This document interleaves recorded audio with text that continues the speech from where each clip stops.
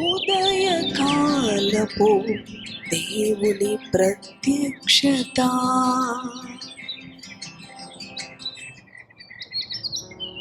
Hallelujah, praise the lord. ప్రభు నందు ప్రియ దేవుని బిడ్డలారా, ప్రభు యొక్క కృపను బట్టి మరి యొక్క ఉదయకాలం ఆయన ప్రత్యక్షపు వాక్కు మనకు అనుగ్రహించబడినది. మన పరిశుద్ధ గ్రంథములను తెరిచి గలతీ పత్రిక 6వ అధ్యాయం 7వ వచనమును చదువుకుందాం.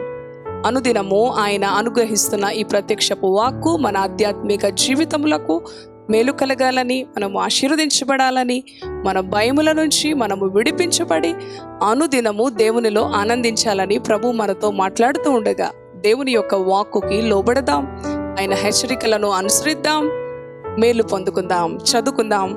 మోసపోకుడి, దేవుడు వెక్కిరింపబడడు, మనుషుడు ఏమి విత్తునో ఆ పంటనే కోయునో. గలతీ 6:7, 6వ అధ్యాయం 7వ వచనం. అవును ప్రియ దేవుని బిడ్డలారా, దేవుడు అంటున్నాడు, మోసపోకుడి, దేవుడు వెక్కిరింపబడడు, మనుషుడు ఏమి విత్తునో ఆ పంటనే కోయును. ఒక పంట విత్తి ఇంకొక పంట కావాలి అంటే అది రాదు కదా. అవును ప్రియ దేవుని బిడ్డలారా, మంచి చేసిన వారమైతే మంచిని పొందుకుంటాం, కీడును చేసిన వారమైతే కీడునే పొందుకుంటాం. ఈ ఉదయకాలం ఆయన న్యాయము కలిగిన దేవుడు. ఈ ఉదయకాలం నీతో మాట్లాడుతూ ఉన్నాడు. నీ జీవితం, నీ ఆధ్యాత్మిక జీవితం, నీ దైనందిన జీవితం ఎలా ఉంటూ ఉంది, ఒకసారి దేవుని వాక్యపు వెలుగులో సరి చేసుకో. ఈ ఉదయకాలం ఆయన హెచ్చరిస్తూ ఉన్నాడు. ఇవి అంత్యదినాలు, దుర్దినాలు, ఇంకా చాలా సంవత్సరాలు నా ముందు జీవించవలసిన సంవత్సరాలు ఎన్నో ఉన్నవి అని. మరి ఎంతో నిబ్బరముతో ఉన్నావా, నిశ్చింత కలిగి ఉన్నావా? ఆయన అంటున్నాడు కదా, మోసపోకుడి, దేవుడు వెక్కిరింపబడడు, మనుషుడు ఏమి విత్తునో ఆ పంటనే కోయును. అవును ప్రియ దేవుని బిడ్డలారా, మనము మంచిని చేసే వారముగా ఉన్నట్లయితే ప్రభు యొక్క పరలోకపు ఆశీర్వాదాలను మన సొంతం చేసుకుంటాం.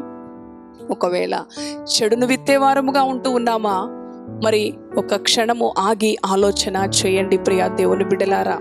ఆయన అంటున్నాడు కదా, మీరు చెడ్డవారయ్యుండియు మీ పిల్లలకు మంచి ఇవ్వలను ఇవ్వాలనుకుంటున్నప్పుడు మీ పరలోకపు తండ్రి మరి శ్రేష్టమైనవి అనుగ్రహించడానికే కదా. అవును కదా ప్రియ దేవుని బిడ్డలారా, మన నిమిత్తమైన దీర్ఘశాంతం చూపిస్తున్న దేవుడు, ఆయన మంచి దేవుడు, ఆయన న్యాయవంతుడు.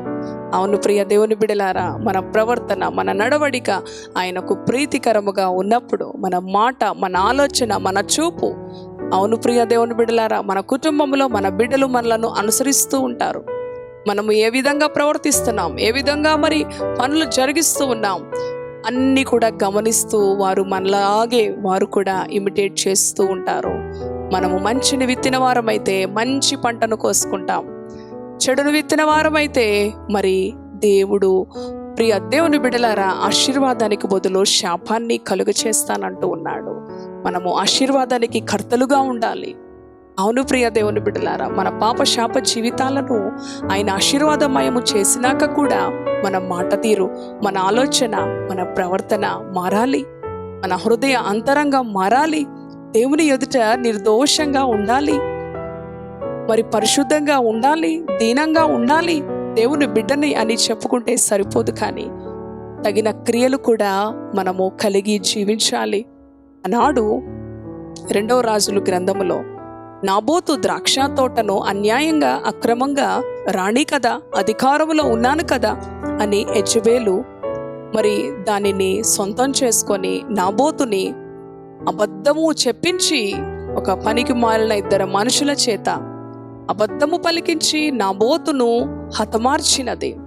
నాబోతు యొక్క రక్తము కుక్కలు నాకినవి, అలాగే యెజెబెలు రక్తమును కూడా కుక్కలు నాకినవి, భయంకరంగా దుర్మరణం చెందినది.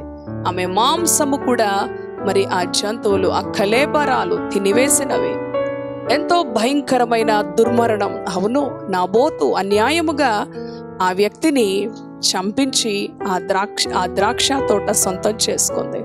అది నా పితరులది, నా పిత్రార్జితము అని మరి తను ఇవ్వడానికి ఇష్టపడలేదు. అవును ప్రియ దేవుని బిడ్డలారా, మనము కూడా న్యాయాన్ని అన్యాయంగా మార్చేస్తూ ఎన్నో విధాలుగా ప్రభు చూడట్లేదులే, ఎవరు చూడట్లేదులే అనుకుంటూ ఉంటాం. మన దేవుని దృష్టిలో ప్రతిదీ కూడా ఆయన లెక్క తూచే దేవుడు, ఆయన సమస్తమును ఎరిగిన దేవుడు. ఆయన దృష్టికి మరుగైనది ఏది కూడా లేదు ప్రియ దేవుని బిడ్డలారా. కాబట్టి ఈ ఉదయకాలం ప్రభు మాట్లాడుచూ ఉండగా ఎక్కడైనా ఏదైనా ఆయాసకరమైనది నాలో ఉన్నదేమో, నన్ను పరిశీలించి పరీక్షించి చూడు ప్రభు అని దావీదు చెప్పిన రీతిగా మనం చెప్పాలి. ఒకవేళ తెలిసి తెలియని దోషాలు పాపాలు ఒప్పుకొనని ఎడల దేవుని ఎదుట అనుక్షణం అనుదినము ఒప్పుకుంటూ, ప్రభువా నా బిడ్డలకు నన్ను ఆశీర్వాదకరమైన వ్యక్తిగా ఉంచు తరతరాలకు కూడా అని మరి మనము దేవునికి అప్పగించుకున్నప్పుడు మనము ఏది విత్తుతామో అదే కోసుకుంటాము. మోసపోకుడి, దేవుడు వెక్కిరింపబడడు. కాబట్టి ఏ ఆశీర్వాదము కొదువైనది, మరి ఏ అక్కర కొదువైనది ఒకసారి వాక్యపు వెలుగులో సరిచేసుకొని ప్రభు అనుగ్రహాన్ని, ప్రభు కృపను, ప్రభు దయను, ప్రభు ఆశీర్వాదాన్ని సమృద్ధిగా పొందుకుందాం. ఇటు మాటలు ప్రభు మన వెనుకడిలో దీవించునుగాక. ప్రార్థన చేసుకుందాం. దయగలిగిన తండ్రి, పరిశుద్ధుడా, నీ పరిశుద్ధ నామానికి వందనాలు. ఈ ఉదయకాలము నీ శక్తి కలిగిన మాటలు గలతీ పత్రిక 6వ అధ్యాయం 7వ వచనం ద్వారా, మోసపోకుడి, దేవుడు వెక్కిరింపబడడు, మనుషుడు ఏమి విత్తునో ఆ పంటనే కోయును. అవునయ్యా, దుర్మార్గురాలు ఆ యొక్క యెజబేలు, మరి అమాయకుడు నిర్దోషి నాబోతును చంపించింది. నాబోతు యొక్క రక్తము కుక్కలు ఏ విధముగా నాకినవో యెజబేలు మరణము కూడా భయంకరముగా, అవునయ్యా, అదే విధానములో వెళ్ళినది. తండ్రి నాయన నీకు స్తోత్రాలు. ఈ ఉదయకాలము నీ ప్రత్యక్షపు వాక్కు ద్వారా మంచిని విత్తేవారముగా, మంచి పనులు చేసేవారముగా, సత్క్రియలు కలిగి, నీతి క్రియలు కలిగి, అవును ప్రభువా, నీ ఎదుట నీతిమంతులుగా, నిందారహితులుగా, నిర్దోషులుగా, నీ ఆశీర్వాదానికి పాత్రులుగా, ఆశీర్వాదానికి కర్తలుగా నీ బిడ్డలను నిలబెట్టు ప్రభువా. తరతరాలకు ఆశీర్వాదకరమైన బిడ్డలుగా నీ బిడ్డలను ఆశీర్వదించయ్యా, దీవించయ్యా.